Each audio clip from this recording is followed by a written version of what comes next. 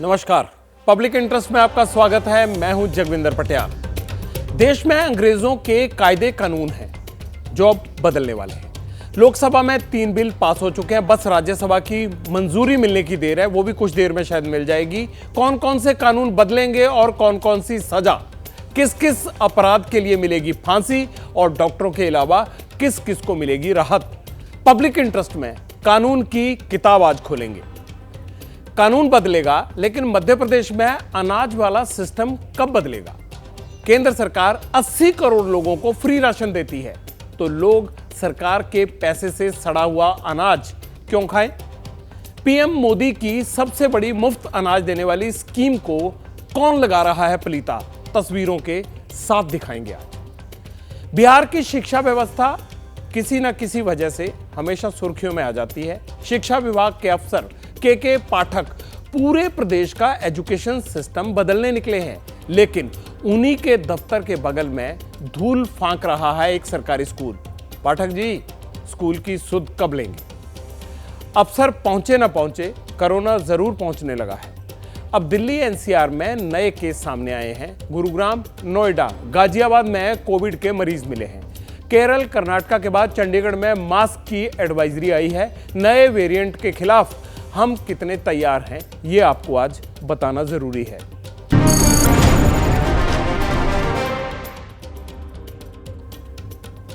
आज सबसे पहले उन बिलों की बात करेंगे जो हमारे देश के लीगल सिस्टम को पूरी तरह बदल देंगे। आमतौर पर आपने आईपीसी, सीआरपीसी जैसे शब्द सुने होंगे। वकील और पुलिस वालों का तो इससे रोज पाला पड़ता है। किसी को सजा होती है तो कोई जज साहब इन धाराओं के तहत ही सारे फैसले सुनाते हैं, सजा लेते हैं, ट्रायल सुनते हैं। लेकिन अब अंग्रेजों के जमाने के कानूनों से देश को आजादी मिलने वाली है। केंद्र सरकार के 3 नए क्रिमिनल बिल लोकसभा में पास हो गए हैं। अब से थोड़ी ही देर पहले राज्यसभा में भी इन पर मोहर लग गई है। अब राष्ट्रपति के दस्तखत की औपचारिकता बाकी बची है, फिर तीनों विधेयक कानून बन जाएंगे। क्या क्या बदलाव होंगे?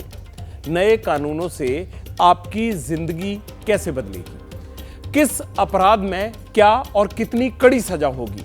पुलिस और अदालतों की आम आदमी के लिए क्या जवाबदेही होगी? मुद्दा 140 करोड़ देशवासियों से जुड़ा है, इसलिए आज पब्लिक इंटरेस्ट में भारतीय दंड संहिता की जगह लेने वाले भारतीय न्याय संहिता कानून की पूरी एबीसीडी आप खुद सुन लीजिए।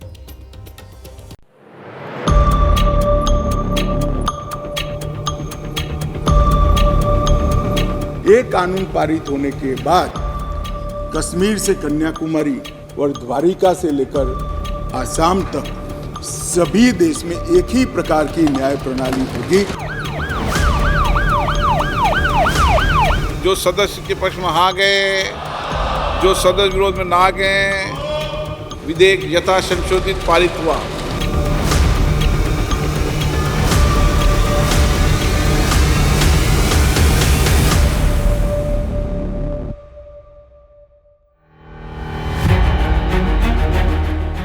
क्या देश में चले आ रहे 163 वर्ष पुराने कानूनों की छुट्टी हो जाएगी? अंग्रेजों के जमाने से चली आ रही भारतीय दंड संहिता की जगह कौन से 3 नए कानून लेने वाले हैं? पहले इसके हाइलाइट्स जान लीजिए। कानून में पहला बदलाव, 1860 में बने आईपीसी यानी इंडियन पीनल कोड की जगह अब भारतीय न्याय संहिता 2023 होगा। कानून में दूसरा बदलाव, 1898 में बने सीआरपीसी की जगह अब भारतीय नागरिक सुरक्षा संहिता 2023 होगा। कानून में तीसरा बदलाव, 1872 में बने इंडियन एविडेंस एक्ट की जगह अब भारतीय साक्ष्य संहिता 2023 लेगा। 2019 में तीनों नए कानूनों का खाका केंद्र सरकार ने तैयार कर लिया था, लेकिन इन्हें लोकसभा में पहुंचते 4 साल लग गए। कश्मीर से कन्याकुमारी और द्वारिका से लेकर आसाम तक सभी देश में एक ही प्रकार की न्याय प्रणाली होगी। दिन बुधवार और तारीख 20 दिसंबर। देश के गृह मंत्री अमित शाह संसद में खड़े होकर नए कानूनों के कायदे देश को समझा रहे थे। 3 घंटों तक लोकसभा में बहस चली और फिर तीनों नए कानूनों पर सदन में मोहर लग गई। तीनों क्रिमिनल लॉ बिल लोकसभा में पास हो गए। ऐतिहासिक सदन में करीब करीब 150 साल पुराने 3 कानून जो हमारी क्रिमिनल जस्टिस सिस्टम, आपराधिक न्याय प्रणाली को गवर्न करते हैं, वो तीनों कानूनों में पहली बार मोदी जी के नेतृत्व में भारतीयता, भारतीय संविधान और भारत की जनता का चिंता करने वाले बहुत आमूलचूल परिवर्तन लेकर मैं आया हूं। आईपीसी, सीआरपीसी और एविडेंस एक्ट में बदलाव की जरूरत आखिर पड़ी क्यों? आम आदमी से जुड़े कितने कानून बदले और इसमें बदलाव की जरूरत महसूस क्यों हो रही थी? इसकी वजह जानने के लिए थोड़ा फ्लैशबैक में चलते हैं। तारीख 17 जून 2019, जगह झारखंड। Tabrez mob lynching. ये तबरेज का परिवार है, आज भी बेटे को याद करके बिलख उठता है। बात 17 जून 2019 की है। झारखंड के सरायकेला में चोरी के आरोप में पकड़े गए तबरेज को एक खंबे से बांधकर बेरहमी से पीटा गया। उसे तब तक पीटा गया जब तक उसकी जान नहीं निकल गई। दुख तो है कि फैसला तो सही है, फैसला से तो खुशी है, लेकिन ये फैसला जो आया है, ये फैसला कुछ दिन पहले आ जाता है तो और भी ज़्यादा खुशी होती और मेरे जो हस्बैंड को इंसाफ भी अच्छी तरह से मिल पाता है। इस केस में 10 लोगों को 10 साल की सजा मिली, लेकिन नए कानून के हिसाब से मॉब लिंचिंग में सजाए मौत तक हो सकेगी। मॉब लिंचिंग घृणित अपराध है और उसको हम नए कानून में फांसी की सजा का प्रावधान कर इंक्लूड कर रहे हैं। वैसे 100 बार तो अब कानून के रखवाले भी सोचेंगे। आप कोई शिकायत देते थे तो पुलिस उस पर 10 साल बाद भी कार्रवाई कर सकती थी, लेकिन अब 3 दिन के अंदर एफआईआर दर्ज करनी होगी। 12 साल तक की बच्ची से रेप का दोषी पाए जाने पर फांसी का प्रावधान किया गया है। गैंगरेप के मामलों में 20 साल तक की सजा या आजीवन कारावास की सजा होगी। हिट एंड रन केस में 10 साल तक की सजा का प्रावधान किया गया है। अब चिकित्सीय लापरवाही में मौत पर डॉक्टर दोषी नहीं होंगे। ये ज़रूरी था कि डॉक्टरों का जो डर है, जो एक प्रेशर था डॉक्टरों के ऊपर कि मैं गलती करूंगी तो मुझे कुछ पकड़े जाएंगे, इसके लिए कभी कभी डॉक्टर राइट ट्रीटमेंट भी नहीं देते थे, कभी कभी रेफरल्स देते थे कि नहीं यहाँ से छूट जाए, मेरा प्रॉब्लम छूट जाए। तो ये सब अभी कम होगा और सही ट्रीटमेंट पेशेंट को मिलेगा। यौन हिंसा के मामलों में बयान महिला न्यायिक मजिस्ट्रेट ही दर्ज करेंगी। किसी भी केस में 90 दिनों में क्या हुआ, इसकी जानकारी पुलिस विक्टिम यानी शिकायतकर्ता को देगी। 0 एफआईआर को 24 घंटे के अंदर संबंधित थाने को ट्रांसफर करना होगा।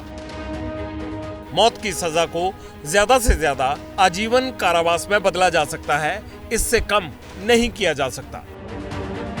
घोषित अपराधियों की संपत्ति कुर्क करने का प्रावधान किया गया है। मजिस्ट्रेट को 14 दिन में मामले का संज्ञान लेना ही होगा। मुकदमा खत्म होने के 45 दिनों में ही न्यायाधीश को फैसला देना होगा। गिरफ्तार व्यक्ति की सूचना अनिवार्य रूप से हर पुलिस स्टेशन में रखनी होगी।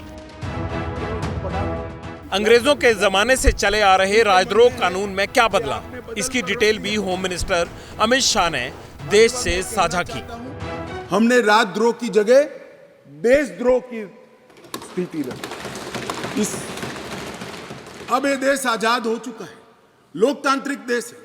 शासन की टीका तो कोई भी कर सकता है, किसी को भी करने का अधिकार है।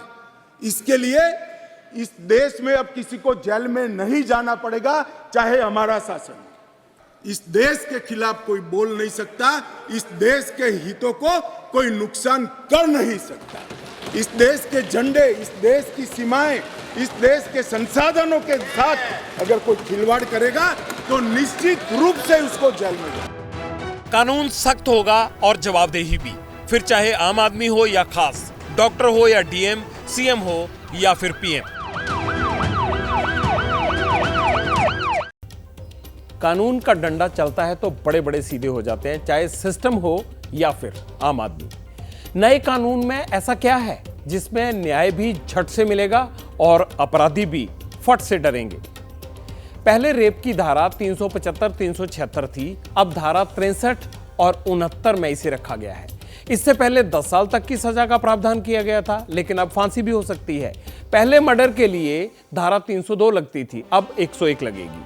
पहले 10 साल की सजा या उम्र कैद होती थी, अब उम्र कैद या फांसी। पहले 19 अपराधियों को अब जो अपराधों में हो उसे भगौड़ा घोषित किया जा सकता था, अब 120 अपराधों में भगौड़ा घोषित किया जा सकने का प्रावधान किया गया है। पहले स्नैचिंग के लिए कठोर सजा वाला कानून नहीं था, अब 10 साल तक की सजा का प्रावधान होगा और ये महिलाओं के मामले में ज्यादा होती है स्नैचिंग। नए कानून में आरोपी की गैर मौजूदगी में भी ट्रायल होगा, पहले ऐसा नहीं था।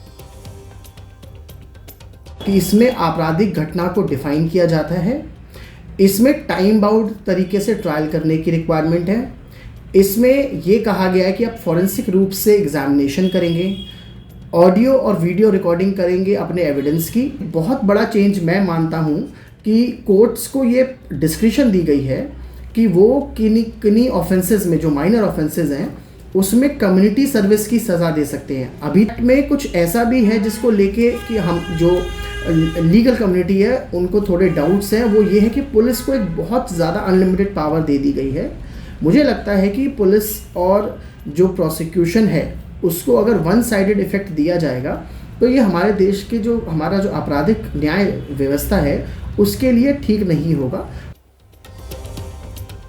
कानून के जानकारों की नजर में नया कानून आम लोगों के लिए फायदे का सौदा है। थानों में जल्द सुनवाई होगी, अदालतों से तारीख पर तारीख नहीं मिलेगी। कड़े कानून होना और कठोर सजा मिलना अपराधियों को सबक सिखाने के लिए ये बहुत अच्छा है, लेकिन विपक्ष को लगता है कि कहीं मिसयूज ना होने लगे नए कानून का।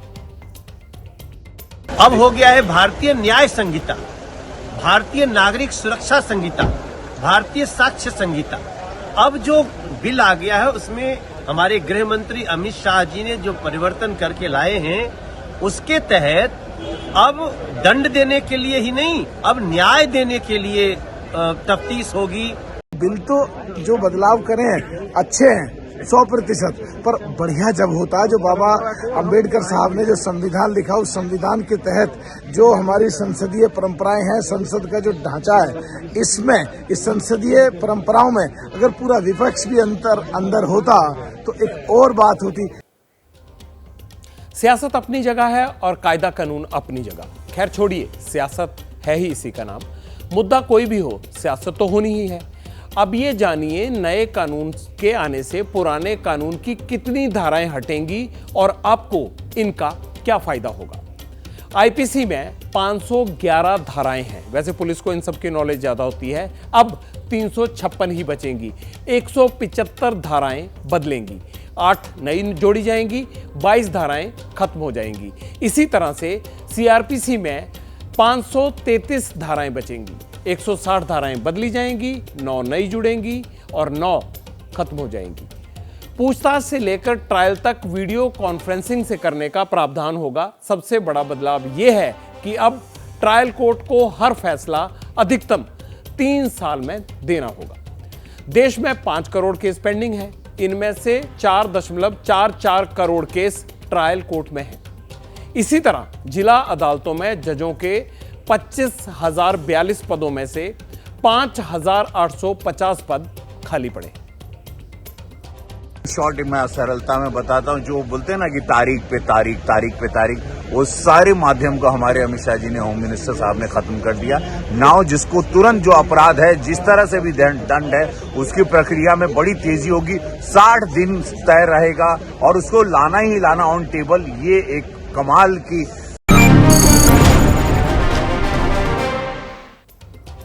कोई भी परिवर्तन आता है तो सवाल आता है, अच्छी बात भी है। नए कानून की जरूरत पड़ी क्यों, बड़ा सवाल यह है। इस पर केंद्र सरकार का तर्क है कि मौजूदा कानून नए दौर में फिट नहीं बैठते। अंग्रेजों के जमाने का कानून दंड पर आधारित था, ना कि न्याय पर, क्योंकि तब ना तो साइबर क्राइम था और ना ही वीडियो एविडेंस के लिए कोई नियम। और भी कई कानूनी पेच हैं जो न्याय की राह में बट्टा लगाते हैं।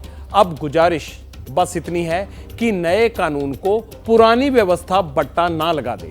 इसका ख्याल भी सरकार को ही रखना होगा।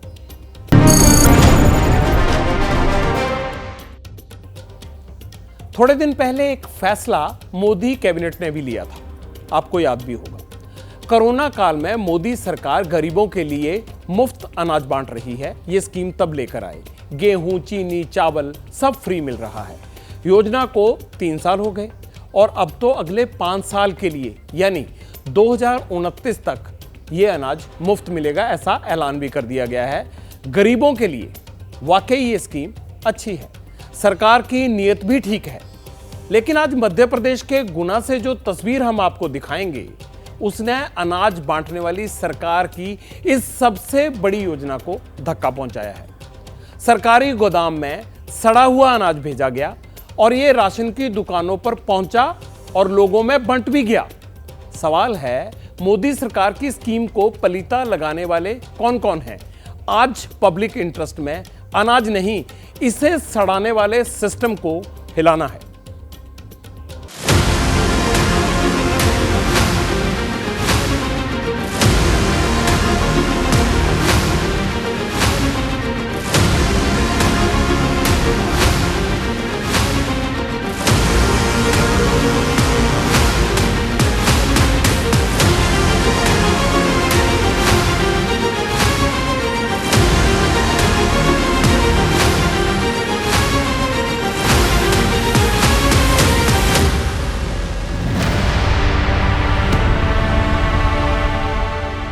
दिल पर हाथ रखकर बताइए, क्या ये गेहूं खाने लायक है? इंसान तो क्या, जानवरों को भी आप ऐसा गेहूं देना पसंद नहीं करेंगे, नहीं ना? मगर इस सड़े गले सिस्टम का सच शायद आपको आज सोने नहीं देगा, क्योंकि मुफ्त राशन के नाम पर मिट्टी और घुन लगा हजारों क्विंटल गेहूं गरीबों में बांट दिया गया। जिसे गाय भैंस न खाएं, कुत्ते तक मुंह मोड़ लें, वो गेहूं वेयर हाउसिंग वालों ने राशन की दुकानों पर पहुंचाया और वहां से ये पहुंचा गरीब की रसोई तक। यकीन ना हो तो मध्य प्रदेश के गुना जिले में रहने वाले घासीराम के हाथ देख लीजिए।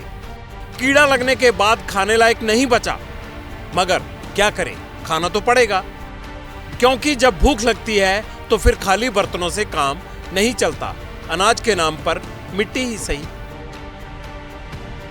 झीरी गांव के बापूलाल भी राशन की दुकान पर पहुंचे। पर्ची कटी, गेहूं की बोरी मिली, मगर क्वालिटी कैसी थी? जब रिपोर्टर ने पूछा तो खुद ही हाल दिखा दिया। घुन और गेहूं में फर्क करना मुश्किल था। गेहूं मिलिया, गुंडरिया गेहूं है, गुंडरिया। अच्छा, हाँ। तो ये भुना हुआ गेहूं है। हाँ, देखो डंक लग रहा। बापूलाल की तरह रामलाल को भी पता चला कि महीने का गेहूं सरकारी दुकान पर पहुंच गया है। भागते भागते पहुंचे। घर में 8 सदस्य हैं तो 2 किलो प्रति व्यक्ति के हिसाब से 40 किलो अनाज मिला। इसमें 16 किलो गेहूं और 24 किलो चावल। हाँ, 1 किलो नमक का 1 रुपया जरूर देना पड़ा। मगर गेहूं की बोरी खोली तो टूटा फूटा गीला अनाज सामने था। क्या करते, मजबूरी में लेना पड़ा। आपने इनसे बोला नहीं ये दे रहे हैं कि ये खराब गेहूं है? पूरे कट्टे भी ऐसे ही है, सब में देखा है खोल खोल के। अच्छा, तो ये कौन से महीने का मिला है आपको? ये दिसंबर महीने का। दिसंबर महीने। हो सकता है आप में से कई लोग इस वक्त खाने की थाली लेकर बैठे हों। रसोई में पकवान बने होंगे। 25-30 रुपए किलो वाला बढ़िया क्वालिटी का आटा होगा, मुलायम रोटियां बनती होंगी। मगर गुना के गरीबों के घर में चूल्हा जलेगा, बूढ़ी अम्मा खाना बनाएगी, तो इस गेहूं की रोटी कैसी बनेगी? बन भी गई तो पेट में क्या जाएगा? अंदाजा लगाइए, लेकिन ये लापरवाही हुई कैसे? इसी महीने जबलपुर के वेयर हाउसिंग कॉर्पोरेशन से गुना के लिए गेहूं भेजा गया। 52,000 बोरियों में 26,000 क्विंटल गेहूं आया, यानी एक बोरी में 50 किलो। इसमें से 8,000 बोरियों में सड़ा हुआ गेहूं था, मतलब 4,000 क्विंटल अनाज खाने लायक नहीं था। यहाँ से बमौरी, चाचौड़ा, मधुसूदनगढ़, अरोन, कुंभराज जैसे इलाकों में भेजा गया ये अनाज। गुना जिले में 9,50,000 गरीब लाभार्थी हैं। हैरानी की बात यह है कि नागरिक आपूर्ति निगम, जिस पर अनाज बांटने की जिम्मेदारी थी, उसे खराब गेहूं का पता था। बावजूद इसके ना तो सप्लाई रोकी गई और ना ही इसकी शिकायत की गई। करप्ट सिस्टम ने अपने मुनाफे के लिए ऐसा किया। उल्टा राशन की दुकानों पर ट्रांसपोर्ट हुआ, जिले की 477 राशन दुकानों पर 90% तक घटिया क्वालिटी का गेहूं पहुंचाया गया। ये बात खुद अफसर भी मान रहे हैं। वापस की कार्रवाई वो डीएम नान का कहना है कि एमडी साहब के निर्देश ये हैं कि उसको रखवा लिया जाए। परिवहन में चूँकि व्यय होता है, जैसे जबलपुर से आया इतनी दूरी का व्यय कौन परिवहन करे, विभाग को नुकसान होता है, तो यही छानने का प्रावधान है। और संबंधित जिले से जो छानन निकलती है, शॉर्टेज निकलती है, संबंधित जिले से पैसा काटा जाता है उसका, संबंधित गोदाम का, और यहाँ पे उसकी पंचनामा बना लिया जाता है और शॉर्टेज डाल दी जाती है उसमें। मतलब चिंता माल ढुलाई के खर्च की है, इंसान को जानवर जैसा अनाज मिले उसकी चिंता नहीं। खैर, मैनेजर साहब ने बात दूसरे अधिकारी पर डाल दी और बोरियों का हिसाब बता दिया। लेकिन हमारे रिपोर्टर मोहन बघेल भी कहां मानने वाले थे, सीधा पहुंच गए खाद्य आपूर्ति अफसर के पास, घटिया सिस्टम और सड़ते गेहूं पर उनका जवाब सुनने। जो वेयर हाउस मैनेजर हैं वो एक्चुअली थोड़ा दूसरे काम में व्यस्त होने से उनके जो असिस्टेंट मैनेजर उनकी लापरवाही के कारण थोड़ा सा ये पहुंच गया था दुकानों पे। ये क्वांटिटी स्टार्टिंग में कम से कम 2-2.5 क्विंटल थी, तो जो पहुंचा था दुकानों पे इसको हमने वापस मंगा लिया, बिल्कुल एक लग के। कई दुकानों पे अधिकांश दुकानों पे तो बांटा जा चुका है। कहीं नहीं, बंटने में किसी खराब क्वालिटी की शिकायत नहीं आई कहीं पर। बंटने में ये थोड़ा सा डैमेज कलर जो रहा होगा उसको देख के कह सकते हैं कि भैया ये खराब ऐसा लग रहा होगा लोगों को, लेकिन एक्चुअली वो सही था। गेहूँ ऐसा कोई खराब नहीं है उसमें, क्योंकि खराब तो हम उसको उस माध्यम को मानते हैं जिसमें यदि कीड़े लगे हो या आटा फॉर्मेशन हो गया हो, इस तरह, या बिल्कुल उसकी गुणवत्ता खराब हो गई हो, इस तरह का मिक्सित वाले को हम मान सकते हैं कि ये खराब गेहूँ। वाह सर जी वाह, सलाम है आपके सिस्टम को। आपकी पारखी नजर को हजारों बोरियों पर लगा घुन आपकी नजर में शायद खराब नहीं है। टूटा फूटा मिट्टी बन चुका गेहूं भी आपकी नजर में खराब नहीं होगा। आपका काम तो बांटना था, सो बांट दिया और निभा दी अपनी जिम्मेदारी। मगर अब ये बता दीजिए कि ये गेहूं अभी का तो नहीं लगता, लोगों को कितने साल पुराना गेहूं बांट दिया आपने। और दूसरी बात, क्या इस तरह के अनाज की रोटी अगर आपको या आपके किसी जानने वाले को खानी हो तो आपको गुरेज होगा या नहीं? एक्चुअली अब ये 2021-22 का सप्लाई शासन की ओर से किया गया है। अब ये वेयर हाउस में स्टोरेज रहा, वहाँ से त्रुटि मान सकते हैं कि वहाँ पर हो सकता है इसकी देख रेख भंडारण जो रहा होगा वो उस लेवल पे वहाँ पर नहीं किया गया होगा। इस चक्कर में ये इस तरह का जो रेक प्रदाय हुआ है हमारे ज़िले में वो आ सकता है। ट्रांसपोर्टर का खर्चा एक्चुअली अब शासन इसका वहन नहीं करेगी, क्योंकि ये इसका वहन करेगी जो गोदाम कीपर जिसके यहाँ ये भंडारण था। एक्चुअली शासन का इसमें ज़्यादा कुछ नुकसान नहीं हुआ है, सिर्फ ये है कि ये बहुत जल्दी बातें आई है। यदि ये बातें हमारे यहाँ ज़िले से लेवल से नहीं जाती तो ये जरूर हो सकता था कि निजी कंपनी वेयर हाउस वाले जो भी इसके वो रहते हैं उनको जरूर फायदा मिल सकता था इसमें ट्रांसपोर्ट चक्कर। लेकिन अब ये पूरा सिस्टम जब पारदर्शिता ओपन हो गई है, इधर उधर आरोप लगाने का अब कोई फायदा नहीं। जब लोगों ने सड़ा राशन लेने से मना कर दिया तब आप एक्शन में आए, वरना सब कुछ जस का तस ही चल रहा था। बातें नहीं, काम करना होगा। पूरा देश यही चाहता है कि सिस्टम में पारदर्शिता हो, ताकि अगली बार इन गरीबों के हाथ को कम से कम खाने लायक अनाज मिल जाए और सरकार की स्कीम को सिस्टम के लोग पलीता ना लगा सके। क्यों, आश्वासन तो देंगे ना। बातें अपनी जगह है और फैक्ट्स अपनी। मुफ्त राशन वाला पूरा सिस्टम है क्या, कैसे काम करता है, कितने लोगों तक पहुंचता है ये राशन, आपको तफसील से बताते हैं। भारत में जरूरत से ज्यादा अनाज मौजूद है। करीब 240 लाख मीट्रिक टन गेहूं और 222 लाख मीट्रिक टन चावल का भंडार है। इन्हें रखने के लिए 1900 से ज्यादा गोदामों का नेटवर्क है हमारे पास। 2020 में केंद्र ने गरीबों के लिए अनाज स्कीम शुरू की। देश के 80 करोड़ लोगों को फ्री में अनाज और चावल मिलता है। इसके लिए करीब 5.5 लाख राशन की दुकानें हैं। सरकार ने मुफ्त अनाज के लिए इस साल 2 लाख करोड़ रुपए का बजट रखा है। 2 लाख करोड़ रुपए का। यूपी और मध्य प्रदेश में सबसे ज्यादा गेहूं पैदा होता है। कुल उत्पादन का 53% वहीं पर होता है, यानी आधे से भी ज्यादा बाकी देश से मिला लें तो। बावजूद इसके मध्य प्रदेश की गरीब जनता को सड़ा हुआ गेहूं मिले, यह समझ से बाहर है। और इस पर भी जब नेताओं की सफाई सुनेंगे तो आप माथा पीट लेंगे। पीडीएस का कार्य प्रारंभ से ही चल रहा है। कांग्रेस की सरकारें थी तब से भी पीडीएस का काम चलता था, लेकिन इस तरह का सड़ा हुआ, इस तरह की इल्ली पड़ी हुई गेहूं और खाद्यान्न कभी नहीं बांटा जाता था। पीडीएस में भी काफी बेईमानी हो रही। अभी छोटे छोटे विषय हैं। 23 या दुकानें हैं मध्य प्रदेश में राशन की, और में यदि एक दुकान में ऐसा हो तो इसका अर्थ ये नहीं योजना फेल हो गई पूरी। बांटा गया तो जिला कलेक्टर को फूड कंट्रोलर वगैरह देखा, उसको गुणवत्ता खाद्य निरीक्षक देखें। शर्म आनी चाहिए नेताजी। अगर ये आपको छोटी मोटी बात लगती है तो फिर बड़ी क्या होगी। इसका मतलब ऐसा अनाज खाकर लोग मरें, क्या आप इसका इंतजार कर रहे हैं? हमें सियासत में नहीं पड़ना, क्योंकि सरकार किसी की भी हो, बीजेपी, कांग्रेस, आम आदमी पार्टी या फिर कोई भी क्षेत्रीय दल, कोई नहीं चाहता कि घटिया अनाज जनता तक पहुंचे, क्योंकि सरकार आपके हमारे टैक्स के पैसों से गरीब के लिए मुफ्त राशन का इंतजाम करती है। माल ढुलाई और एमएसपी मिला ले तो 3000 रुपए क्विंटल के हिसाब से खर्च बैठता है। सरकार खरीदती है ताकि कोई गरीब भूखा ना सोए, किसी का चूल्हा अनाज के लिए ना तरसे।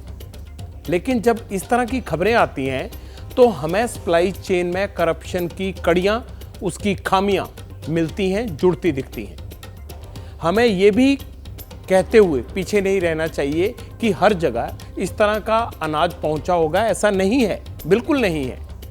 मगर हां, जहां है वहां हम सरकारों को एक्टिव करेंगे ताकि वो इसका संज्ञान ले, और जो अफसर या बिचौलिए गरीब की थाली में अनाज के नाम पर मिट्टी परोस रहे हैं, उनके खिलाफ जल्द से जल्द सख्त से सख्त एक्शन होना चाहिए, क्योंकि चंद लोगों के भ्रष्टाचार की वजह से इतनी अच्छी योजना की दुर्गति क्यों हो, और पैसे खराब अलग से होते हैं। मोहन यादव जी, पब्लिक इंटरेस्ट में इस खबर की अपडेट हम जरूर लेंगे कि आपने क्या कार्रवाई की, ताकि फिर से कहीं अनाज के नाम पर घुन और सड़े हुए गेहूं के लिए लोग लाइन में ना लगे।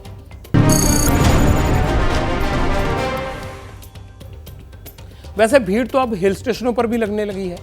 सर्दी की छुट्टियां हैं, शिमला, मनाली, नैनीताल जैसे हिल स्टेशनों पर लोग घूमने जा रहे हैं। मस्ती कीजिए, छुट्टी मनाइए, कोई नहीं रोकता। हाँ, थोड़ी सावधानी जरूर बरतिए, क्योंकि पिछली बार कोरोना का वायरस इसी तरह फैला था। कई लोग वायरस के करियर बन गए थे, अस्पताल फुल थे, ऑक्सीजन कम पड़ने लगी थी। ये बातें इसलिए कह रहा हूं क्योंकि एक बार फिर कोरोना का ग्राफ बढ़ने लगा है। कोरोना का नया वेरिएंट अब केरल से होते हुए गुजरात और दिल्ली एनसीआर तक पहुंच गया है। देश हो या दुनिया, ब्राजील से लेकर बेंगलुरु तक क्रिसमस की तैयारियां जोरों पर है। क्रिसमस ट्री सजे हैं, बच्चों की भीड़ है और गिफ्ट्स की भरमार।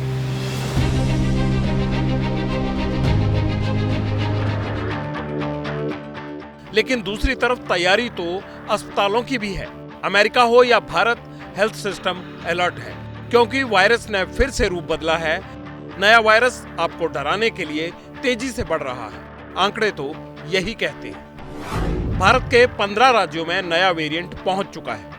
भारत में पिछले 9 दिनों में कोरोना के केस डबल हुए हैं। 21 दिसंबर तक देश में 2669 एक्टिव केस मिले। नए वेरिएंट JN.1 के अभी तक देश में 21 मरीज ट्रेस हुए हैं। केरल में कोरोना के सबसे ज्यादा 2341 मरीज हैं। औसतन देश में रोजाना 310 मरीज सामने आ रहे हैं। इसका मतलब टेस्टिंग दोबारा शुरू हो चुकी है, क्योंकि लोगों में कोरोना के लक्षण दिखाई देने लगे हैं। अभी ये वायरस केरल में ज्यादा है, लेकिन रफ्तार यही रही तो बाकी राज्यों में दिक्कत बढ़ सकती है। वैसे नया वेरिएंट दिल्ली एनसीआर में भी पहुंच गया है। 71 दिन बाद गाजियाबाद में 2 मरीज सामने आए। एक पार्षद कोरोना पॉजिटिव हो गए। प्रशासन ने अस्पतालों में बेड रिजर्व कर दिए हैं। नोएडा में भी 54 साल के एक शख्स कोविड पॉजिटिव पाए गए हैं। अब सैंपल की जीनोम सीक्वेंसिंग होगी। हमने मॉक ड्रिल भी की थी। हमारे ऑक्सीजन प्लांट भी सारे सुचारू है, सारे वार्ड्स भी तैयार हैं। सारे हॉस्पिटल, सरकारी और प्राइवेट वाला हॉस्पिटल को भी बता दिया है कि अगर किसी तरह की जरूरत पड़ती है तो तैयार। इसमें कतई घबराने की आवश्यकता नहीं है। 2000 टेस्टिंग बढ़ा रहे हैं और कोविड प्रोटोकॉल अपनाए जाने के लिए सभी को हम जागरूक करने का प्रयास करेंगे। आपके माध्यम से संदेश देना चाहते हैं कि जैसे पहले जो पालन करते थे कोविड प्रोटोकॉल वो उसी तरह करते रहे। एक तरफ एक्सपर्ट कहते हैं कि वायरस से घबराना नहीं है, लेकिन सरकार नई नई गाइडलाइंस भी जारी कर रही है। इसका मतलब चिंता की बात तो है। यही वजह है कि केरल में 60 साल से ऊपर के बुजुर्गों के लिए मास्क जरूरी हो गया है। कर्नाटक में भी टेक्निकल एडवाइजरी कमेटी ने बुजुर्गों को मास्क लगाने की सलाह दी है। चंडीगढ़ प्रशासन ने भी लोगों को भीड़-भाड़ वाली जगह पर मास्क पहनने की हिदायत दी है। लेकिन मानता कौन है? हाँ, इतना जरूर है कि चंडीगढ़ हो या मुंबई, मास्क की बिक्री बढ़ने लगी है। वाकई में ये जो वायरस है अगर ज़्यादा डेंजरस है, खतरनाक है, उस लेवल तक है तो मुझे लगता है कि जो एडवाइजरी दी है उसको इम्प्लीमेंट करना चाहिए। पब्लिक थोड़ा सा इंटरेस्ट दिखा रही है मास्क लेने में और डालना शुरू कर रही है। खरीदना ज़्यादा शुरू कर दिया है। और भी क्या खपत है? इतनी कुछ खपत नहीं है। रेगुलर जो लेके जाने वाले लेके जा रहे हैं, इतनी कुछ खपत नहीं है। रेगुलर है वो चल रहा है। खतरा तो है ही, सुनने में आ रहा है कि मतलब कोरोना फिर से आ रहा है, फिर से तैयारी कर रहे हैं हम लोग अपनी, मास्क ले रहे हैं। एक अपनी प्रिपेयर्डनेस पहले एक मॉक ड्रिल के थ्रू देखी है, जिसमें हमारे बेड्स कितने हैं, मैन पावर है कि नहीं है, ड्रग्स अवेलेबल हैं कि नहीं, डायग्नोस्टिक्स, हमारे ऑक्सीजन स्टेटस क्या है, तो वो सारा मॉनिटर करके हम सब ने प्रिपेयर्डनेस देखी है और we are well equipped to handle any surge in cases. जहां तक मुंबई का सवाल है तो यहां कोरोना वायरस के अभी तक 27 मामले सामने आ चुके हैं। अस्पताल हो या नर्सिंग होम, मेडिकल स्टाफ और डॉक्टर्स ने कोविड प्रोटोकॉल फॉलो करना शुरू कर दिया है। गांधीनगर, अहमदाबाद हो या फिर बॉर्डर का इलाका जैसलमेर, केंद्र सरकार की एडवाइजरी के बाद जिला लेवल पर सारे अफसर सक्रिय हो चुके हैं। कई लोग ऐसे हैं जो अपने परिवार वालों को बाहर नहीं निकलने दे रहे, खासकर बुजुर्गों को। हम लोग बस ऐसे घूमने आए थे, हमको नहीं पता था अभी कोरोना है। अगर पता रहता तो थोड़ी सावधानी से आते, लेकिन अभी फिलहाल पता चला तो हम आगे पूरा ख्याल रखेंगे इस बात का। जब ये चला था तब मैंने एक मेरा बाइक खोया है, उसके चलते मैंने अपने बीवी बच्चों को सबको घर के अंदर पैक कर दिया है और मैं घर में एक अकेला कमाने वाला हूँ। देश में करोड़ों लोग ऐसे हैं जिन्होंने कोरोना के लिए वैक्सीन लगवाई थी, बूस्टर डोज भी ली थी। सवाल है, क्या नए वेरिएंट के खिलाफ वैक्सीन असर कर रही है? अगर वैक्सीन का असर था तो फिर कोरोना दोबारा हो क्यों रहा है? एक्सपर्ट्स का दावा है कि स्पाइक प्रोटीन को टारगेट करने वाले इस वेरिएंट के खिलाफ भी वैक्सीन प्रभावी रहेगी। अगर कोविड भी हो जाए तो घबराना नहीं है।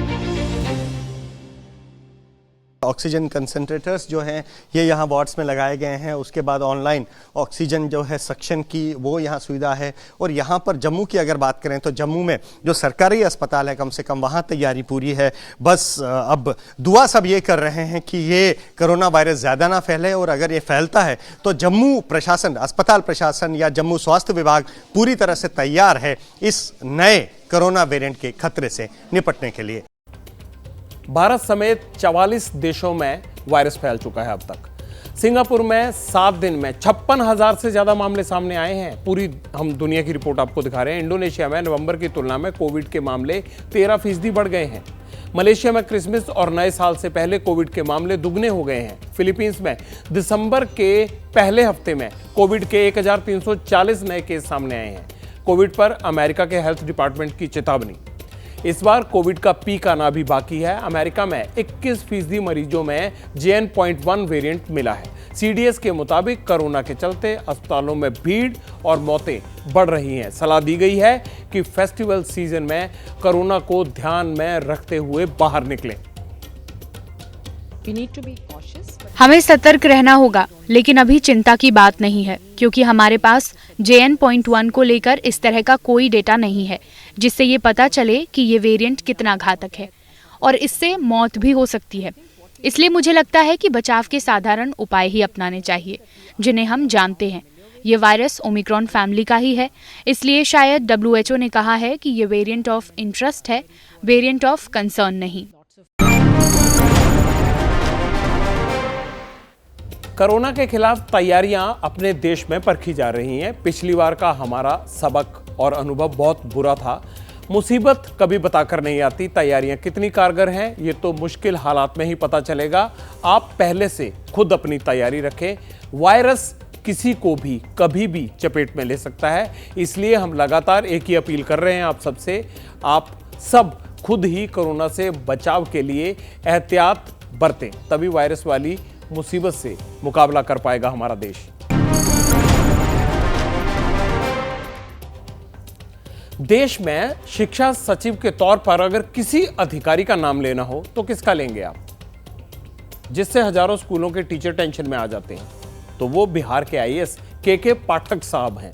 नीतीश कुमार अपने मंच से इनकी कार्यशैली की तारीफ करते हैं। पाठक साहब, एक स्कूल पब्लिक इंटरेस्ट में हम भी आपको दिखाना चाहते हैं, हम भी उसे ठीक करवाना चाहते हैं। शायद बिहार की राजधानी पटना से महज 20 किलोमीटर दूर लड़कियों का ये स्कूल आपकी नजर में न जाने क्यों अभी तक नहीं आया। हम इस उम्मीद में इन बच्चियों के स्कूल की जर्जर हालत आपको दिखा रहे हैं कि आप फौरन इस स्कूल की सुध लेंगे, और अगर स्कूल में बदलाव हुआ तो आपकी इस मुहिम को पब्लिक मंच पर हम भी दिखाएंगे।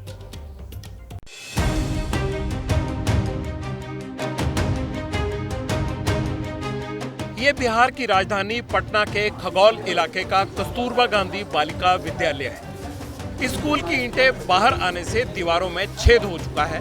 स्कूल में पढ़ने वाली बच्चियां इसी के जरिए एक क्लासरूम से दूसरे क्लासरूम में आती जाती हैं।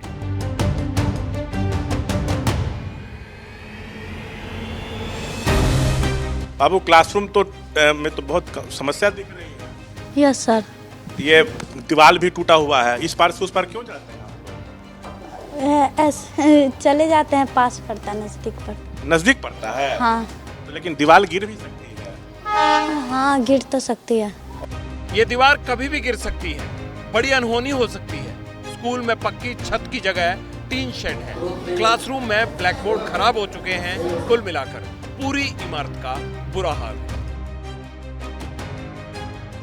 कस्तूरबा गांधी ये विद्यालय है। यहाँ पर एक ही कैंपस में माध्यमिक स्कूल और प्लस 2 विद्यालय संचालित होते हैं, लेकिन क्लासरूम की स्थिति देखिए, ये जर्जर स्थिति में है। देखिए, पेंट है नहीं, दीवारें टूटी हुई हैं, तो पूरी तरह ये जो भवन है ये भी जर्जर स्थिति में है। दीवारों में आपको दरारें साफ तौर पे यहाँ पे नजर आएंगी। तो ज़रूरत ये है कि जो स्कूलों का इंफ्रास्ट्रक्चर है उसको जो है दुरुस्त किया जाए। बिहार के एजुकेशन सिस्टम की मरम्मत के लिए आईएएस अफसर के पाठक ने मुहिम छेड़ रखी है। पाठक जी ने पूरे बिहार के सरकारी स्कूलों और शिक्षा व्यवस्था को बदलने का बीड़ा उठा रखा है। बिहार शिक्षा विभाग के अपर मुख्य सचिव हैं पाठक साहब। पूरे प्रदेश के स्कूलों का दौरा और पड़ताल हमेशा करते रहते हैं, लेकिन विधानसभा से चंद किलोमीटर दूर इस स्कूल पर आज तक पाठक जी की नजर क्यों नहीं पड़ी?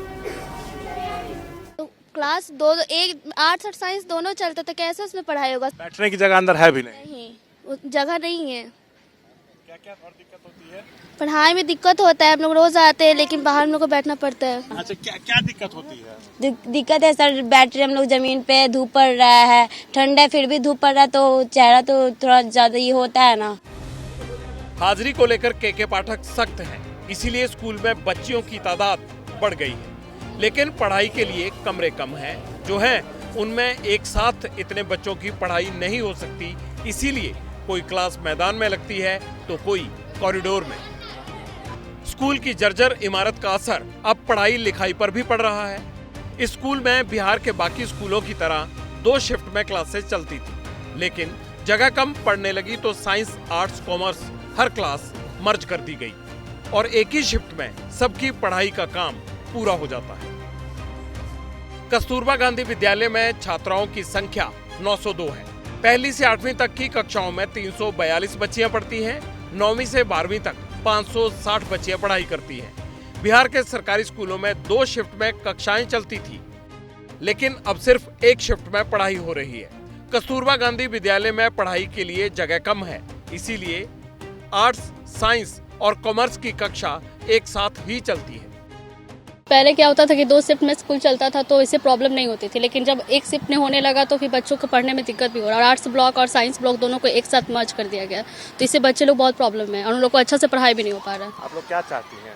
चाहते कि सेपरेट रूम प्रोवाइड किया जाए ताकि ये लोग अच्छे से पढ़ाई कर सके। साइंस का अलग होना चाहिए, आर्ट्स का अलग होना चाहिए। स्कूल की प्रिंसिपल भी मानती है कि इन हालातों में बच्चियों को पढ़ाना बेहद मुश्किल है। हालात सुधरने की गुहार लगाई गई थी, लेकिन शिक्षा विभाग की तरफ से कोई सुने तब ना, केवल भरोसा ही मिलता रहा है। इसका प्रतिवेदन इसके हम लोग ब्लॉक लेवल जितने हायर ऑफिशियल्स हैं, अथॉरिटी हैं, उनको हम दे चुके हैं। हमको हायर ऑफिशियल्स जो हैं उन्होंने आश्वासन दिया है जो वो बिल्डिंग जो जर्जर स्थिति में है उसको तोड़ के उस पक्का बिल्डिंग बनेगा, तभी हम लोग के यहाँ का रिक्वायरमेंट फुलफिल हो सकता है। यहाँ रूम की कमी है जिसके कारण हर सेक्शन के बच्चों को पढ़ाना, एक रूम में 3 सेक्शन के बच्चों को पढ़ाया जाता है। चिराग तले अंधेरे वाली कहावत तो आपने सुनी ही होगी। पटना का ये सरकारी स्कूल भी इसी की मिसाल है। अगर राजधानी के स्कूलों में ही सुधार नहीं दिखेगा तो पाठक साहब की इतनी सख्ती और दौड़ धूप का क्या फायदा।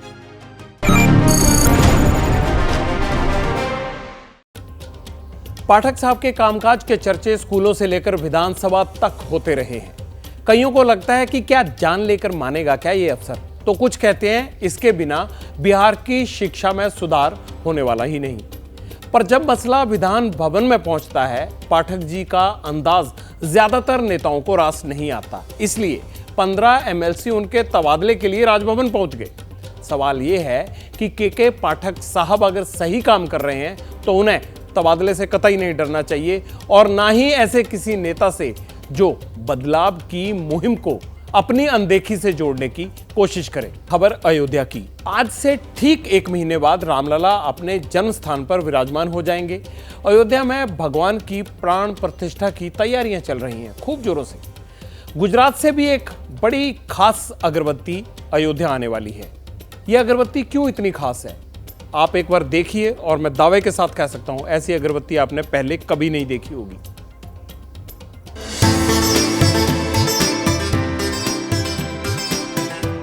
ये गुजरात के वडोदरा के रहने वाले विहा भाई करसन भाई भरवाड़ हैं और लकड़ी के सहारे टिकाई गई ये कोई आम चीज नहीं बल्कि खास तरह की अगरबत्ती है जिसे अयोध्या भेजा जाना है। 22 जनवरी को रामलला की प्राण प्रतिष्ठा होनी है। वक्त काफी कम बचा है और 1 जनवरी को सड़क के रास्ते इसे गुजरात से अयोध्या भेजा जाना है। यही वजह है कि विहा भाई इन दिनों अपना काम पूरा करने में जुटे हुए हैं। अयोध्या राम जन्मभूमि में जब प्रभु श्री राम का मंदिर निर्माण हुआ है और इस प्रसंग पे समग्र गुजरात की जनता की ओर से और मालधारी गोपालक की ओर से 108 फुट का अगरबत्ती बनाया है। इस अगरबत्ती का कुल वजन 3428 किलो है। अब ये सुन लीजिए कि कौन कौन सी सामग्री को मिलाकर बनी है ये अगरबत्ती। गुजरात की गिरगाय का 191 किलो घी शामिल है। गिरगाय का ही 1475 किलो गोबर, 376 किलोग्राम गुग्गल, 376 किलोग्राम कोपराग, 280 किलोग्राम देवदार की खास लकड़ी, 280 किलो जौ, सुगंध के लिए 200 लीटर इत्र, 50 किलोग्राम गुलाबों की पंखुड़ियां और 50 किलो सुगंधित पाउडर का इस्तेमाल किया गया है। इस अगरबत्ती को बनाने पर कुल 5 लाख रुपए खर्च आया है। अगरबत्ती का ज्यादातर खर्च खुद विहा भाई ही उठा रहे हैं, लेकिन भगवान के इस काम में उनके दोस्तों और संत समाज का भी सहयोग मिला है। देखिए ऐसी अगरबत्ती मैंने कहा था ना खास है। इसके जब अयोध्या पहुंच जाएगी तब भी तस्वीर दिखाएंगे और कितनी देरी ये सुगंध फैलाएगी ये भी बताएंगे।